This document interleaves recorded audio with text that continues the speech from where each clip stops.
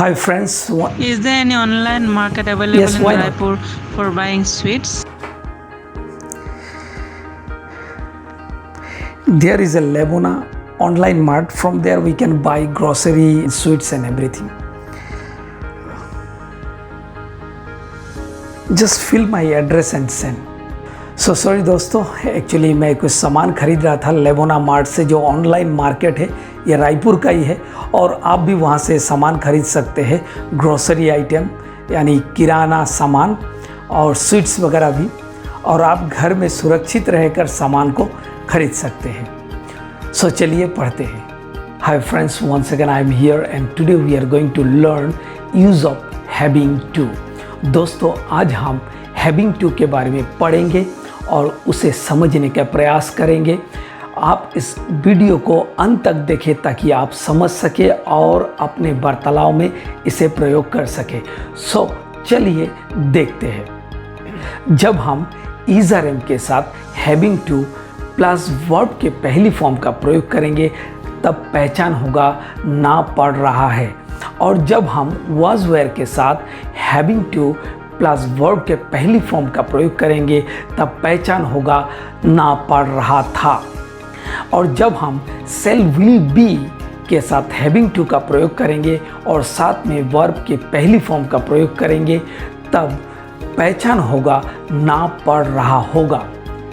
सो दोस्तों, यहाँ पर बात आता है कि किस प्रकार के भाव में हम इन सारे फॉर्मूलाओं का प्रयोग करके सेंटेंस बनाएंगे।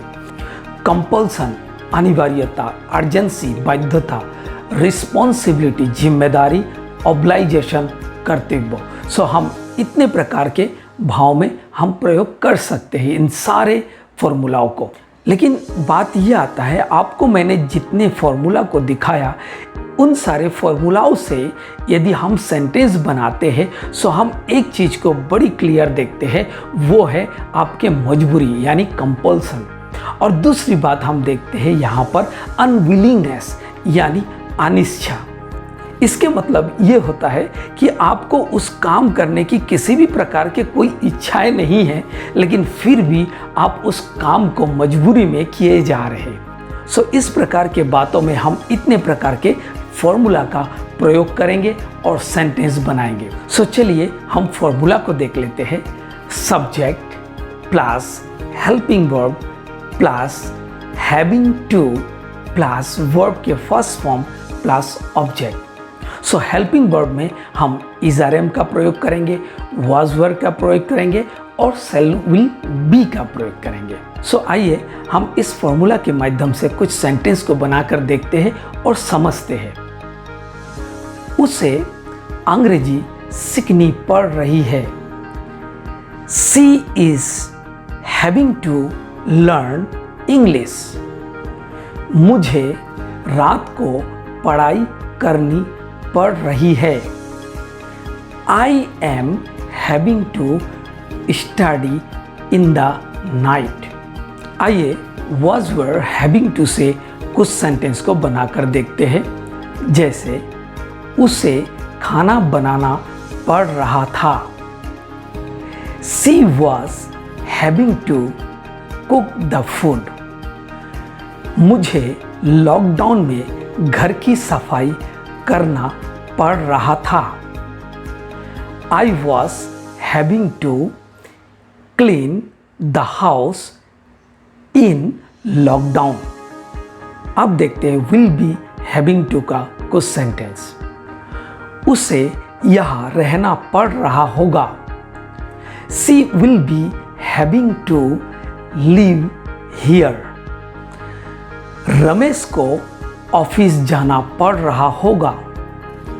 Ramesh will be having to go to the office. So चलिए कुछ नेगेटिव सेंटेंस को देखते हैं। फॉर्मूला होगा subject plus helping verb plus not plus having to plus verb के फर्स्ट फॉर्म प्लस ऑब्जेक्ट। उसे दवाई नहीं लेनी पड़ रही है। She is not having to take medicine. आपको यह काम नहीं करना पड़ रहा था। You were not having to do this work. उन्हें कड़ी मेहनत नहीं करनी पड़ रही होगी। They will not be having to do hard work. So आइए और कुछ इंटरोगेटिव सेंटेंस को देखते हैं और समझते हैं। Formula: helping verb plus subject plus having to plus verb के फर्स्ट फॉर्म प्लस ऑब्जेक्ट। क्या उसे वहाँ अंग्रेजी में बातें करना पड़ रहा है? Is he having to speak in English there? क्या रमेश को ऑफिस जाना पड़ रहा था? Was Ramesh having to go to the office? क्या शिवानी को कपड़ा धोना पड़ रहा होगा? Will Shivani be having to wash the clothes? सो दोस्तों, मुझे उम्मीद है कि आपको ये वीडियो समझ में आया होगा।